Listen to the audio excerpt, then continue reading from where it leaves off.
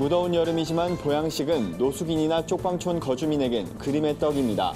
올해로 13년째 삼계탕으로 소외된 이웃들의 여름철 건강을 돌보는 나눔 현장을 다녀왔습니다. 한국적인 찬송가를 만들고자 노력하는 문성모 목사가 새로운 찬송가 6곡을 발표하고 봉헌 예배를 드렸습니다. 천안시 복음화에 앞장서온 천안시 기독교 총연합회가 구티비와 함께 글로벌 방송 선교에 나섭니다. 안녕하십니까. 구티비 뉴스입니다. 유난히 길다는 올여름, 보양식 가게 앞은 연일 장사진을 이룹니다. 하지만 주위를 둘러보면 보양식은커녕 하루 3끼 챙겨 먹기도 어려운 이웃들이 많은데요. 사랑의 쌀 나눔 운동본부가 이들을 위해 모처럼 밥 대신 삼계탕을 준비했습니다. 조유현 기자입니다. 서울역 앞 따스한 체험터. 점심 식사로 삼계탕이 나온다는 소식에 독거노인, 노숙인, 쪽방촌 거주민들이 일찍부터 모였습니다. 한참이나 남은 배식 시간에도 이미 빈자리는 없습니다. 다들 더위에 지친 모습이지만 모처럼 삼계탕을 먹을 생각에 들뜬 마음은 감추지 못합니다. 보양식은커녕 밥 한 끼 제대로 챙겨 먹기 어려운 이들에게 삼계탕은 선물과도 같습니다. 서울역에 노숙인들이 이제 길거리에서 잠을 자거나 또 쪽방촌에 불편하신데 사시는 노인들, 여름이면 기력이 쇠하고 그렇죠. 기운을 차리기가 힘드는데 그분들을 생각해서 삼계탕 대접을 하는데 그게 이제 13년째 되고 있습니다. 네. 사랑의 쌀 나눔 운동본부에서 전국을 돌며 사랑의 삼계탕 나눔 행사를 연 지 13년. 올해는 12일 초복을 기점으로 잔치가 시작됐습니다. 행사는 봉사자만 매년 1000여 명에 달합니다. 30도를 웃돈 더위에도 안내부터 배식까지 기쁜 마음으로 이웃들을 섬겼습니다. 삼계탕에 담긴 봉사자들의 정성이 이웃들에게도 전해진 듯 했습니다. 이선구 이사장은 봉사자들에게 진정한 봉사는 엄마의 마음으로 자식 돌보듯 하는 것이라며 마음 다해 섬겨줄 것을 당부했습니다. 대학교 생활을 하면서 의미 있는 일이 뭐 없을까 생각해 보다가 노숙자분들한테 그냥 따뜻한 밥 한 끼 드리는 밥차 봉사가 의미 있을 것 같다고 생각해서 단기적으로 끝나지 않고 좀 일정한 기간 동안 그렇게 봉사를 하면 나름 학기가 의미 있을 것 같아서 그런 마음으로 봉사에 지원하게 되었습니다. 사랑의 쌀 나눔 운동본부는 2007년 창립한 이후 연간 50만여 명의 독거노인에게 무료로 식사를 제공하고 있습니다. 올해 삼계탕 나눔 행사는 20일까지 인천, 주안, 부평 등 전국 곳곳에서 이어질 예정입니다. 이번 여름은 예년보다 길다고 하는데요. 한 그릇 삼계탕이 소외된 이웃들에게 긴 여름을 이길 힘이 되길 바랍니다. 구티비 뉴스 조유현입니다.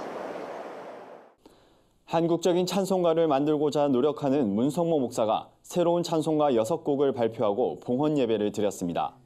봉헌 예배에선 너 하나님께 이끌려 독생자를 보내주신 나의 생명 주인 대신 애굽에서 해방된 날 등 총 6곡이 발표됐습니다. 예배에는 유명 성악가가 초대돼 문성모 목사의 신작 찬송가를 함께 불렀습니다. 참석자들은 찬송을 들으며 문 목사의 행보를 격려했습니다. 강남제일교회는 새 찬송가를 배우는 시간도 마련할 예정입니다. 문 목사는 찬송가는 곡조가 붙은 기도라며 곡을 만드는 과정에서 주님과 교제하게 된다고 고백했습니다. 평생 1000곡의 찬송가 작곡이 목표인 문성모 목사가 만든 찬송가는 약 300곡. 문 목사는 남은 700곡의 가사를 성도들과 함께 만들고 싶다며 누구나 작사에 참여할 수 있다고 말했습니다. 천안시 복음화와 교회 연합에 앞장서온 천안시 기독교 총연합회가 구티비 글로벌 선교방송단 사역에 동참합니다. 구티비와 천기총은 업무 협약을 맺고 미디어를 통한 한국교회 회복과 세계 선교에 협력하기로 했습니다. 천기총은 글로벌 선교방송단으로 활동하면서 구티비 미디어 사역을 지원하고 구티비는 천기총의 선한 사역을 널리 알리며 적극 도울 계획입니다. 천기총 회장 임종원 목사는 글로벌 선교방송국으로 자리매김한 구티비와 협력하게 돼 기쁘다며 한국교회 회복과 연합, 교회 사명을 위해 더욱 힘쓰자고 당부했습니다. 구티비 김명전 대표이사는 천기총과 한국교회의 선한 사역을 널리 알려 믿지 않는 사람들을 감동시키는 한편 크리스천의 자긍심을 높이는 일에 앞장서겠다고 밝혔습니다.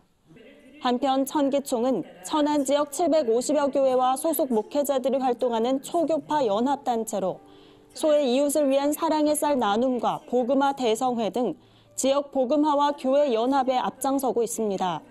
최근엔 신천지 천안교회의 공개 토론을 제안하는 등 교회와 성도들을 미혹하는 이단 문제에도 적극 대응하고 있습니다.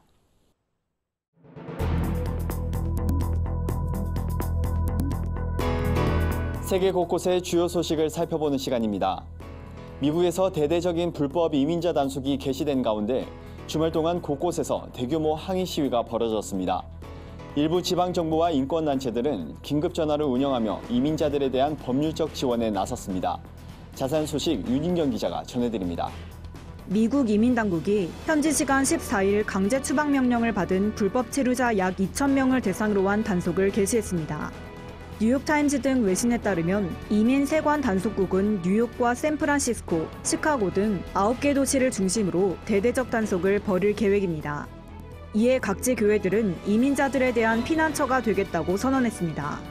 경제 정의를 위한 목사와 평신도 연합 단체의 기에르모 토레스 대표는 점점 더 많은 교회들이 이번 운동에 참여하고 있다며 이는 트럼프 정부의 이민 정책과 강제적 단속에 대한 분노가 확대되고 있기 때문이라고 말했습니다.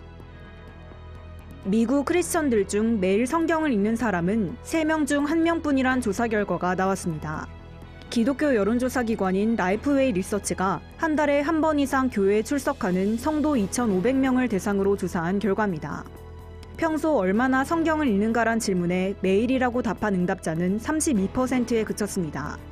일주일에 몇 차례 읽는다고 답한 응답자가 27%로 그 뒤를 이었고 주일 예배를 제외하곤 성경을 거의 읽지 않는다는 응답도 13%로 나타났습니다. 라이프웨이 리서치 스콧 맥코넬 대표는 성경 읽기는 기독교인의 영적 성숙도를 측정할 수 있는 중요한 지표 중 하나라고 말했습니다. 북한의 인기 화장품 브랜드인 봄향기가 온라인 매장을 열었습니다. 북한 선전 매체인 메아리에 따르면 봄향기는 북한 최초의 화장품 공장인 신의주 화장품 공장이 생산하는 브랜드로 이번 온라인 매장은 외부에 차단된 내부 사이트로 운영되고 있습니다. 메아리는 봄향기 홈페이지가 개설되자마자 많은 가입자들 사이에서 큰 인기를 끌고 있다고 전했습니다. 이번 웹사이트 출범은 만물상 등 북한의 전자상거래 웹사이트들이 주목할 만한 발전을 보이고 있는 가운데 이뤄졌다는 평가입니다. 일본 인구가 지난 1968년 인구조사를 시작한 이래 가장 빠른 속도로 감소하고 있습니다. 출생아 수가 역대 최저치를 경신하고 사망자 수가 6년 연속 증가한 영향입니다. 교도통신에 따르면 일본 총무성은 최근 주민기본대장을 통해 2019년 1월 1일 기준 일본 인구가 1억 2,477만여 명으로 집계됐다고 밝혔습니다. 이는 지난해보다 43만여 명이 줄어든 것으로 41년 만에 최대 감소폭입니다. 저출산과 함께 고령 인구가 빠르게 늘면서 적극적으로 생산과 소비를 할 수 있는 15세부터 64세까지의 생산 가능 인구도 급격히 줄어들었습니다. SNS에 올릴 셀카를 찍기 위해 사람들이 몰리는 시베리아의 한 호수가 사실은 발전소 폐기물이 버려진 장소인 것으로 밝혀졌습니다. 뉴욕타임즈에 따르면 노보시비르스크의 몰디브라 불리는 이 호수는 최근 푸른 물빛을 배경으로 한 다양한 포즈를 취하는 사진이 인스타그램에 오르면서 큰 인기를 끌고 있습니다. 하지만 이 호수는 전기발전소의 폐기물을 버리는 인공 폐기물 장소로 칼슘 염분과 금속 산화물 덕에 오묘한 물 색깔을 갖게 된 것으로 알려졌습니다. 발전소 측은 호수 방문자들에게 사진을 찍다가 빠지지 않도록 주의하라고 강력히 요청했습니다. 구티비 뉴스 윤인경입니다.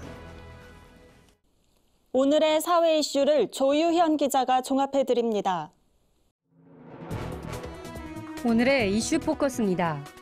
대북 제재에 따른 경제난 속에서 북한이 금강산 관광 상품을 소개해 눈길을 끕니다. 금강산 관광은 7월 하순부터 11월 말까지 진행됩니다. 관광 일정은 등산, 낚시, 온천 치료이며 장소는 만물상, 구룡현, 삼일포 등입니다. 참가 대상을 구체적으로 명시하지는 않았지만 외국인 대상 관광 상품을 개발해 외화벌이 활로를 모색하는 것으로 보입니다. 관광 상품을 출시한 금강산 국제여행사는 북한이 2008년 출범시킨 여행사로 외국인을 대상으로 금강산 관광 사업을 하고 있습니다. 앞으로 아동 청소년과 성관계를 맺으면 합의했더라도 처벌을 받게 됩니다. 경찰청은 이 같은 내용이 담긴 아동 청소년의 성보호에 관한 법률 개정안이 16일부터 시행된다고 밝혔습니다. 현행법에서는 강제추행하거나 강간하는 경우만 처벌 대상으로 규정해 합의에 따른 성관계를 주장하고 처벌을 피할 수 있었습니다. 개정안에서는 만 13세 이상, 만 16세 미만 아동 청소년과 성관계 시 합의가 있었더라도 처벌하도록 했습니다. 한편 13세 미만 아동 청소년을 대상으로 한 범행의 공소시효도 폐지될 예정입니다. 기업 10곳 가운데 약 7곳은 올 상반기에 당초 계획한 인원을 채용하는 데 실패한 것으로 밝혀졌습니다.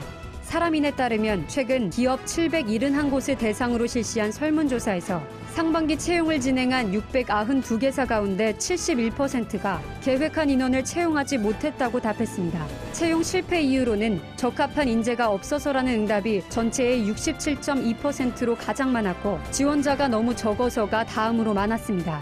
구인난을 겪는 이유에 대해서는 46.8%가 회사 규모가 작아서라고 답했으며 회사 인지도가 낮아서와 연봉이 낮아서 등이 뒤를 이었습니다. 구티비 뉴스 조유현입니다. 주요 단신입니다. 레우벤 리블린 이스라엘 대통령의 방한에 정계와 교계 인사들을 만납니다. 15일 진행된 문재인 대통령과의 정상회담에서는 한반도와 중동 정세 등이 논의됐습니다. 17일에는 여의도 순복음교회에서 이스라엘과 한반도 평화를 위한 특별 기도회를 가집니다. 리블린 대통령의 방한은 이번이 두 번째로 이스라엘 대통령으로서는 2010년 시몬 페레스 대통령 이후 9년 만입니다. 대한예수교장로회 합동총회 제104회기를 이끌어갈 임원 후보의 윤곽이 나왔습니다. 기독신문에 따르면 현재까지 노회에서 추천받은 후보는 12명입니다. 총회장에는 현 부총회장인 꽃동산교회 김종준 목사가 무난하게 추대될 것으로 보입니다. 목사 부총회장엔 세해된 교회 소강성 목사가 출사표를 던졌습니다.